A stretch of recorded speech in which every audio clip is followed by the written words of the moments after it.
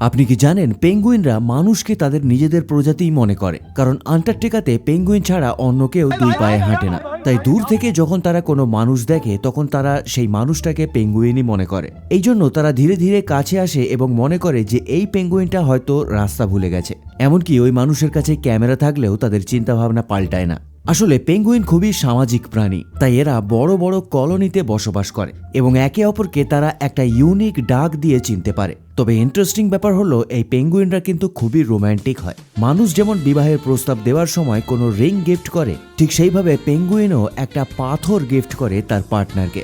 আর যদি মেয়ে পেঙ্গুইন ওই পাথরটাকে অ্যাকসেপ্ট করে তাহলে সে তার বাসা তৈরি করার সময় ওই পাথরটাকে প্রথম পাথর হিসেবে ব্যবহার করে। রিসার্চ থেকে জানা গেছে যে পেঙ্গুইন একদিনে কয়েক হাজার বার ঘুমোয়, কিন্তু তাদের ওই ঘুমগুলো কয়েক সেকেন্ডের জন্য হয়। তবে অদ্ভুতভাবে এই ছোট ছোট ঘুমগুলো তাদের শরীরের ওপর তেমন কোনো বাজে এফেক্ট ফেলে না। পেঙ্গুইন যেমন একটা কিউট এবং ইউনিক প্রাণী, তেমনি এদের লাইফস্টাইলও খুবই ইউনিক।